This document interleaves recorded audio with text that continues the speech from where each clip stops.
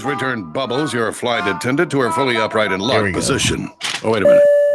Ladies and gentlemen, please take your seat and buckle up. Seat backs and tray tables in their full upright position. It's another episode of Skip HappEns. A view from 30,000 feet.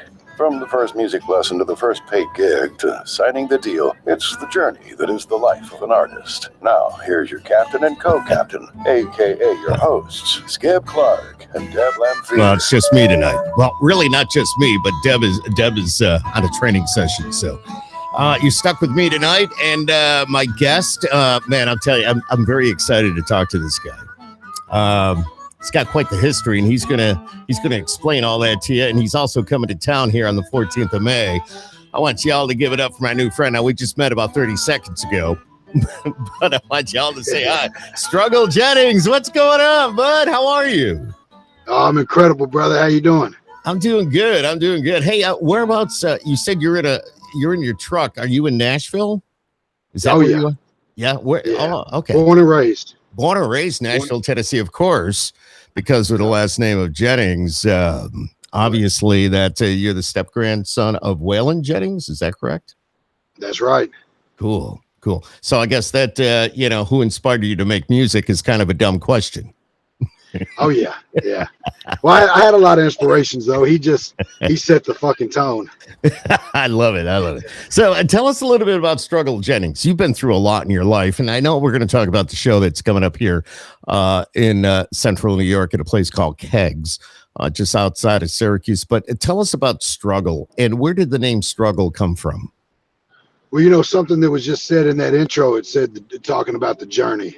Yeah. Is really the most important part of anybody's life, especially an artist, because we turn around and tell y'all about the journey. And that's kind of what my music, my name, everything kind of derived from. It's just everything that I've been through, the journey to get where I'm at now. Had a crazy childhood. I was wild. Got 7 kids. Did some time in prison. Came home 6 years ago. Had completely made the decision to change my life. Came home to nothing. Kids were in foster care. Oh, you there? There you are. I got you now. Can you hear me? I can hear you. Yeah, it sounded like somebody told you to get out of the way. I heard a horn, so I didn't know what was going on, but I can hear you. You got me? Well, we're talking with Struggle Jennings. I can hear you. Fucking serious. There you go. All right. So anyways, I got you. You there? Struggle. We're struggling in our end, but Struggle Jennings. Dude, can you hear me? All right. Well, what's going to happen is he's going to go out and come back in, and sounded like somebody beeped the horn, told him to get the hell out of the way. But I don't know what's going on, but we'll be talking to Struggle Jennings here in a little bit. Don't forget, it's Saturday, May 14th. It's coming up at Kegs Canalside. If you want to get those tickets, it's kegscanalside.net. And just kind of wait for him to pop back in here, and we'll see how it goes. But it's tough when you're on the road like that. And, of course, Jennings, the step-grandson of Waylon Jennings. And, of course, there, as he said, it's kind of that music inspiration and is bringing up in the journey to get you through that. And here he comes. Let's see if we can get him back on here. And bam. Struggle. Yeah, I'm here. What happened, man? What'd you do? The same people that set up the interview were calling, I guess, to make sure that I made it and kicked me off the damn interview. Yeah, they're checking in on you. But, they got to do it before or after, man. They just can't call during it. I don't know. No. I get you. So we're talking about you and the journey and all that. You said you did prison time and you got out, 6-7 years ago. And now you've set yourself, you're on a good track, and you're making music. And let's talk about that. Let's talk about your music. Describe that for us. Long story short, 6 years later, I got custody of all my kids. I own a record label, signed 5 incredible artists to the label. Had 2 #1 Billboard, multiple weeks, #1 Billboard record last year. Cool. Traveling the world, doing what I love to do. Yeah. Who travels with you? I know I've seen the videos, and I wasn't able to make the last show here, but I heard it rocked. But who's on the road with you? Yeah, so I've got my daughter, Brianna Harness. I love it. who she's working on her second solo album now. Cool. She's out with me, and then my artist Caitlin Curtis, who I signed, who's a kind of pop, alternative, indie pop artist that I signed. That's incredible. We had #1 record last year with God We Need You Now. That's cool. Now that's a little bit off the path of what you do, correct? Yeah. Well, I'm a music lover. I grew up listening to all kinds of music, so I listen to a little bit of everything. What I do is more country, rock, hip hop. My daughter has kind of transformed into this blues alternative. I signed Caitlin because she has an incredible voice, and I saw the star power in her, saw that she had it, and her last album was more alternative, but she's really like pop is where her heart is, but she's got a story. So it's not your typical pop. It's more of like a more rough and rugged pop, but pop nonetheless. Then I also signed a rock artist who's like indie rock from the mountains, named JD Huggins. And then I've got an Americana artist named Bonnie Stewart. So just about every genre that you can think about, I've got some incredible artists that will own that genre one day. Yeah, what a smart move too, because you've gone in a lot of different directions. So if one doesn't really work out so well, you've got another way to go, which is cool. I mean, seriously, that's good thinking, Struggle. Absolutely. Well, to us, music is an emotion and a feeling, and I don't listen to one kind of music. It depends on what I need in that moment to fulfill that emotion. So, if saying we walk into the studio every day and what we're feeling that day is what comes out. You never know what genre it might be. Never know what it's going to sound like. Sometimes it's not even in a genre. It's just music. It's an emotion. It's a feeling. Wow. So I didn't want to put any boxes on what I do, because I love it all. Yeah, that's cool. And I mean, you're a rough and tough guy. All right. And you say you go to the gym every day, you work out, you kind of probably get all that anxiety out of you, and it just kind of, and all that stress, screw all that shit. You just kind of, you release it. And then when you hit the stage, you never know what's going to happen. Oh yeah. No, it's a show. I love it. I love it. Party. We put it all out on the stage. Yeah. I tell the whole story. We laugh, we cry, we scream. I love it. So describe one of your shows. What are we going to see when we go to Kegs on the 14th of May? Well, it's a journey. It's, I come out and I set the tone with Troubadour of Troubled Souls, which is the title track from my last album. And then it's just a roller coaster of emotions. And in between, I tell my story. I tell a very common story that relates to a lot of the people in the crowd, and I try to leave it with, throughout that whole journey of what is my show, I try to leave a glimmer of hope and some strength to that crowd, and let them know that, hey, look, I've been through it all twice and made the worst mistakes, some of the best decisions. And here I am today, still doing what I love to do. I've overcome many obstacles. I'm living what, I can claim as my best life. And regardless what's in my way, I'm gonna keep pushing, and I'm gonna tackle all those goals, and just giving them that same sense that they can do it too. Angels and Outlaws. That's the name of the show, the name of the tour. Yes, name of my label as well. Oh, okay, I got it. So how did you come up with the name? Well, so I was raised by a single mother. I got 4 daughters. My grandmother, Jessie Coulter, is hands down my rock, so I come from a long line of outlaws on, my mother's side and my father's side, and so I had always been gravitated towards that, but it was the angels, it was the women in my life, their prayers, their comfort, them having my back through everything. My dad was murdered when I was 10. Oh my God. And so I was raised by very strong women. Moving forward, had 4 incredible daughters, so my life is I'm grounded by the strong women in my life. Yeah, you're blessed. You're blessed to have those women in your life. I know that. And yeah, so it seemed fitting. And then, you know, the first 3 artists that I signed were women, you know, and I think a lot of that came from the fact that I watched my mother kind of give up her career.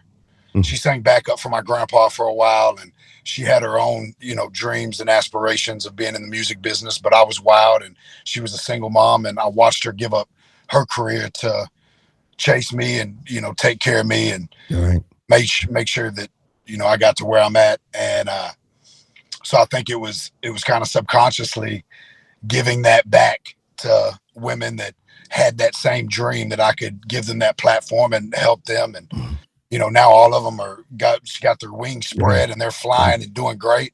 And they're watching you, dude. Yeah, man. That's cool. So what do you remember about your grandpa? Man, he was a badass. Everything I think about Waylon Jennings, he was at times 100. Oh yeah. He was like my father, you know, because like I said, my dad passed when I was young. And you know, he was the one that came pick me up when I'd get in trouble in juvenile. You know, he was the one that came when I needed some reprimanding. He was the one that, you know, celebrated when I got good grades. And, you know, he was that father figure in my life. And yeah.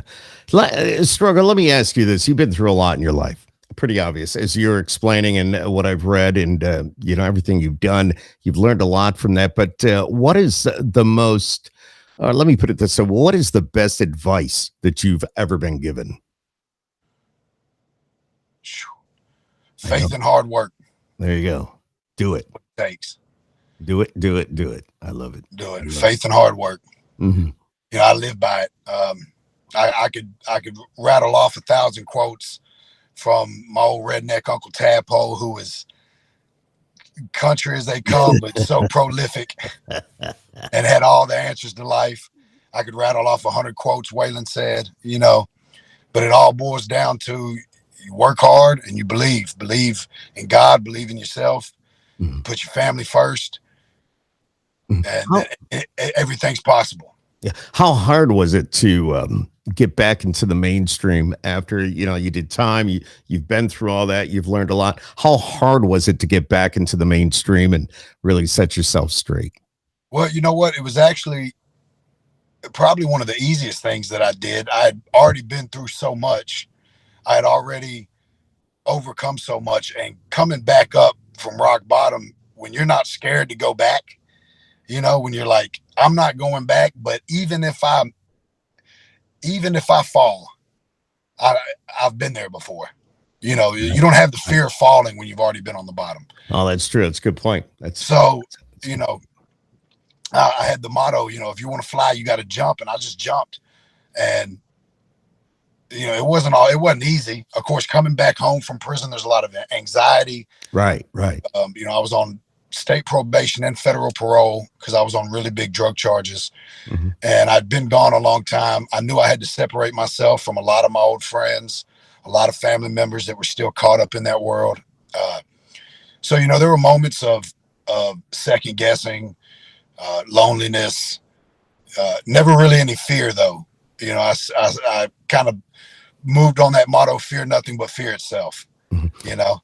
Yeah, no, exactly. Totally. You learned a lot and you've lived a lot. What did, before you ended up going to prison and all that, were you on tour back then? I'm sorry if that's kind of a dumb question, but I'm trying to think back a little bit. Yeah, no, I had never, so I'd had a record deal. Okay. And I was in the streets, I was selling drugs. I gave that up for a record deal, went to Atlanta, recorded an album, had set my sights on, I was going to do music professionally. The record deal fell through, the label went under, and I went back to what I had 5 kids at the time. I went back to what I knew and, you know, what I had done, what I was comfortable doing, and ended up getting indicted a couple years later. And it kind of gave up on music. Once I got indicted, the guy who owned the label that it went under came back into the picture and was like, man, I'm so sorry. Like, let's give it one more shot. And so for the last year before I went to prison, we recorded an album. We shot videos. We did everything that we could to get ready. Yep. with hopes that, I would beat the case and not do a lot of time. I ended up getting sentenced. He stuck by my side. He helped. He started my Instagram, like really from the ground up when I went to prison. Cool. I was blessed to have a couple friends like Jelly Roll and Yellow Wolf that were out and being successful. Shouts out to Jelly Roll. He's got #1 song on rock radio. Dude, you took the words right out of my mouth, man. I'll tell you, that song, one of the best I've heard in a long time. So he's killing. I'm so proud of him. That's my little brother, man. And cool. He is everything he's got, he's earned, and he's definitely deserves it. He's worked his ass off. So absolutely, I'm proud of him. Absolutely. But I had great friends like them that kept my name alive while I was in there. I came home, I had both of them. They were doing great, so I knew it was possible. I had kids. My kids were in foster care, so I had a goal to get them out of foster care, to get them a home, get them stability again. Wow. And I refused to go back. I refused. They always want to say you forgot where you came from. I'm like, no, I remember where I came from, and I'm not going back. Right. You'll never forget where you came from. Never. I don't care who you are or what you're doing. You'll never. They like to say that though. When you get successful, the ones that couldn't figure it out, they like to call you Hollywood and say you forgot. Yeah, it's bullshit. But I just tell you, man, just catch up. There's a spot for you up here. Exactly. Start moving this way. I'm not going to keep you, for too long, but everything that you've been through and all those lessons you've learned, and you're back out, you're doing the right thing. You've got a wonderful family now. You got your daughter on tour with you. You got the label. What's the best advice that you could give somebody that wants to do what you're doing? Don't give up. I hear so many people. One of the biggest things I hear is guys say, man, I had a band. We were traveling. We had a record deal. We put out 2 albums, and they always go to that, and then I had kids and had to get a real job, or I had this happen. I had to give it up. Don't give up. If you persevere through all that and you don't accept anything except for what you see and your value and what you can do, you'll get it. If you have faith and you keep moving in the right direction, you're going to be successful. And sometimes it might not be exactly what you expect it to be. It may be 10 times bigger, or it may be something on a smaller scale, but you can make it. If you keep pushing and you don't look back, you can do it. I think that's the deal with so many nowadays, is that they get so far and they say, oh, this isn't going to work. I'm going to stop. But if you stay with it, eventually it will work. You have a dream. You have a passion. You need to go for it. So, and just keep going. Now, before you went on the air, I asked you what you were driving, because I said, dude, and you go, well, I wear a lot of turquoise, which I know you do. I've seen the pictures. Explain that. So you're in a brand new truck, but go ahead, tell everybody what you told me. Yeah. So I had these guys. They're fans of mine. They're incredible powder coaters, and they said, we want to do a set of rims for you. I was like, okay. They did me a set of candy turquoise colored 26-inch wheels. Wow. And they bring them, and I'm like, I don't have anything to put these on. So I went and bought a brand new Silverado Trail Boss. Nice. It's all blacked out. Got the big turquoise wheels on it. We got turquoise bow ties on it now. Turquoise Z71 symbols. You can't really see, but I got my logo in the seat in turquoise. Dude, that is so freaking awesome. Now, the thing is, we just gave it away. So if anybody goes to Nashville and they see that truck, they're going to know, hey, there's Struggle. They honk at me all day. Oh, dude, I love that. Does that really happen? You go down the road and they go, hey, that's Struggle. Oh, yeah. Yeah. Playing on the horn, dude. Pull up next to me and tell me hi, tell me that my music helped them, or, whatever their story is. Yeah. Yeah, I love it. Yeah, your music does tell a story, and we're going to hear all that on Saturday, May 14th at Kegs Canal Side. Man, I tell you, you're pumped about this show. I can tell. I am. We're pumped too. This is going to be a good time. Tickets available at kegscanalside.net. Just one more time, briefly, describe the show a little bit. What can we see? What are we going to hear? Roller coaster of emotions. Yeah, it's going to be a roller coaster, baby. We rock out. There's not a dull moment. It's either lighters up, drinks up. I mean, it's fun. Definitely fun. I have people walk away that have seen some of the greatest bands in the world on stage and walk away and say, that's the best show we've ever seen. So many people love it. Cool. And you're going to be able to check that out. It's May 14th at Kegs in Jordan. Make sure you get your tickets, kegscanalside.net. I can't wait to see your truck, dude. Yeah. My next trip to Nashville, my eyes are going to be like freaking peeled looking for that truck. Once I spot it, I'll pull up on you and buy you dinner. No, I'd buy you dinner for doing what you do.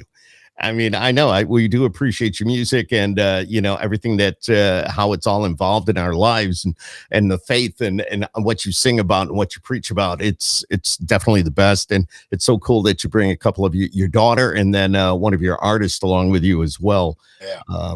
Just a cool thing. Struggle, I don't want to keep you, but thanks for just coming out and chatting with us here a little bit tonight and telling us a little bit about the show that's coming up in Jordan. And do you have a bus call for that, or do you take a bus here to Central New York? Yeah, we'll be in a bus, two buses. You'll see us pull in. Is it turquoise? Not yet. That's the next step. The rims. We'll see the rims on the bus. Yeah. And you're gonna be towing the Silverado behind you. Yeah, now we're gonna have a bunch of Harleys in the back. Dude, you got a Harley. Yeah, I got a handful of them. Oh man, how often do you get out and see the countryside? We bring them on the road, so if it's sunny, we hop on them and we ride around. So you weren't kidding. I mean, you could have a trailer behind the bus with the Harleys in it. Oh yeah, definitely. Dude, that's cool. That's cool. All right, Struggle Jennings, you're the best, dude. Thank you so much, just brother. one hell of a guy. I know exactly. One hell of a person. You're a great inspiration to so many. I appreciate that. And I can't wait to see you. Yeah, exactly. Thanks for coming down. Skip Happens tonight, my friend. We want to see you at Kegs. It's coming up on May 14th. And, just get your tickets. Don't wait. As you can see, Struggle can't wait to see you. So yeah, I'm excited. I want to see everybody. It's going to be a journey. Struggle, thanks for joining us here tonight. All right, brother. Thank you. Yes, sir. Right here on Skip Happens. So thanks for coming out, man.